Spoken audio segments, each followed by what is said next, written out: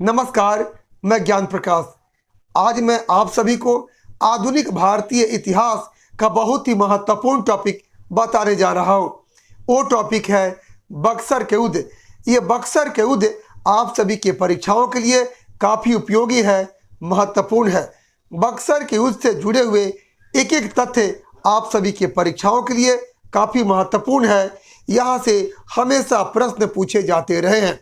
आप मेरे चैनल को अगर पहली बार देख रहे हैं, इसे सब्सक्राइब जरूर कर लेंगे, बेल आइकन को प्रेस कर लेंगे। तो आइए मेरे साथ जानने समझने बक्सर के युद्ध। ये बक्सर के युद्ध 22 अक्टूबर 1764 को हुआ था। ये बक्सर के युद्ध अंग्रेजों के लिए एक बहुत बड़ा निर्णायक युद्ध था। बक्सर के युद्ध के परिणाम ने ये तय कर दिया कि भारत पर अब अंग्रेज ही शासन करेंगे। तो आइए बक्सर के युद्ध से जुड़े हुए महत्वपूर्ण तथ्य जानने समझने। तो सबसे पहले ये बक्सर के युद्ध 22 अक्टूबर 1764 को हुआ था। बक्सर के युद्ध कब हुआ था? 22 अक्टूबर 1764 को हुआ था। ये बक्सर के युद्ध में जो है अंग्रेजी सेना का नेतृत्व किसने किया? हेक्टर मुनरो ने किया था। ये बक्सर के युद्ध में अंग्रेजी सेना का नेतृत्व हेक्टर मुनरो ने किया था। बक्सर के युद्ध में एक तरफ अंग्रेजी सेना का नेतृत्व हेक्टर मुनरो ने किया, तो दूसरी तरफ हेक्टर मुनरो के विरोध में भारत की 3 शक्तियां खड़ी थी। उसमें बंगाल का अपदस्थ नवाब मीर कासिम था, अवध का नवाब सुजाउद्दौला था, यह मुगल शासक शाह आलम द्वितीय था। इस युद्ध में जीता कौन? अंग्रेजी सेना जीती हेक्टर मुनरो के नेतृत्व में। तो यानी ये अंग्रेजी सेना का नेतृत्व कौन किया? हेक्टर मुनरो ने किया था। और बक्सर के युद्ध में अंग्रेजों के खिलाफ देश की निम्न 3 शक्तियां शामिल थी। कौन कौन? तो बंगाल का अपदस्थ नवाब मीर कासिम, अवध के नवाब सुजाउद्दौला, यह मुगल शासक शाह आलम द्वितीय। याद कीजिए, बक्सर के युद्ध में बंगाल का अपदस्थ नवाब कौन शामिल था? मीर कासिम। बक्सर के युद्ध में अवध का नवाब कौन शामिल था? सुजाउद्दौला। अब बक्सर के युद्ध में मुगल शासक कौन भाग लिया? शाह आलम द्वितीय।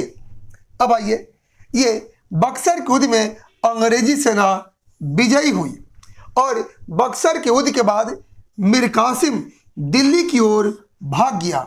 बक्सर के युद्ध के बाद मीर कासिम ये दिल्ली की ओर भाग गया, जहां उसकी निधन हो गई थी।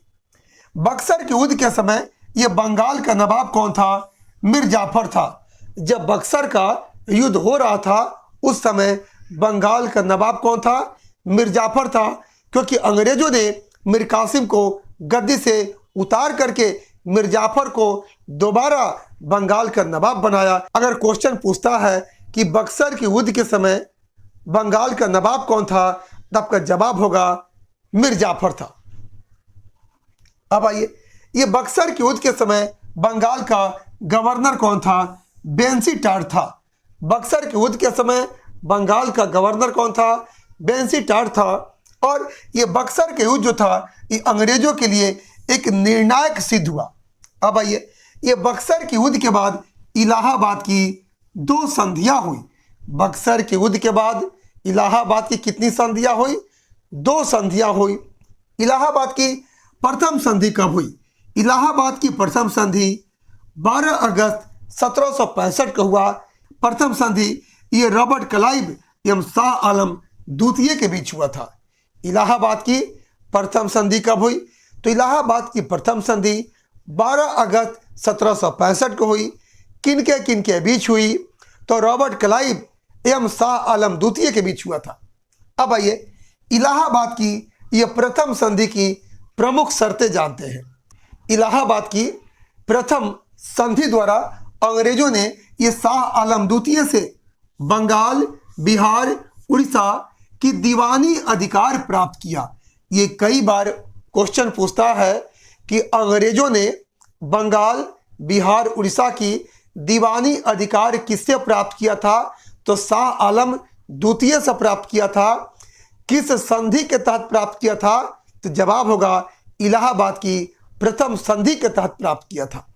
अब आइए, इलाहाबाद की ये दूसरी संधि के अनुसार अंग्रेजों ने शाह आलम द्वितीय को 26 लाख ये वार्षिक पेंशन देना स्वीकार किया।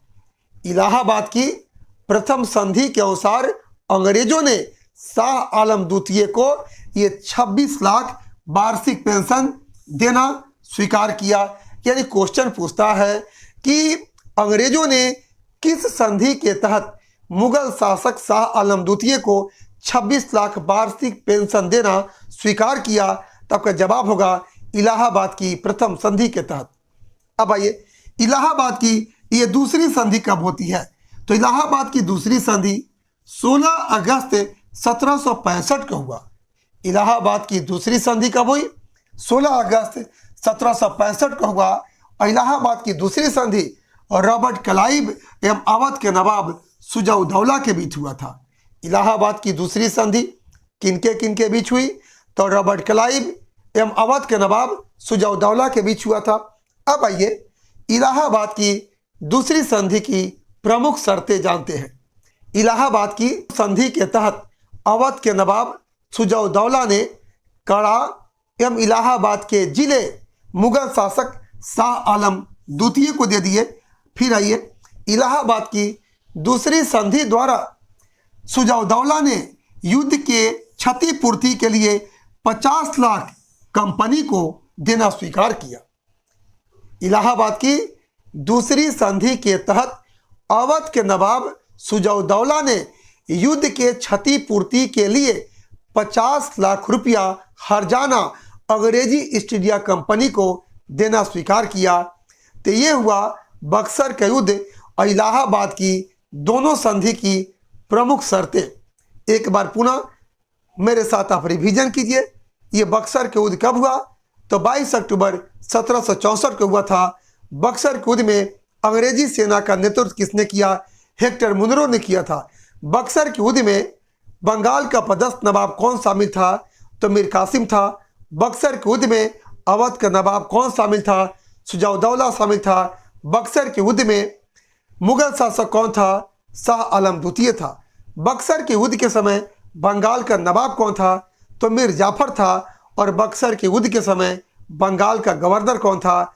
तो बेंसी टाट था। और ये बंगाल का ये बक्सर का जो युद्ध है अंग्रेजों के लिए बहुत बड़ा निर्णायक सिद्ध हुआ था। और बक्सर के युद्ध के बाद इलाहाबाद की दो संधि हुई।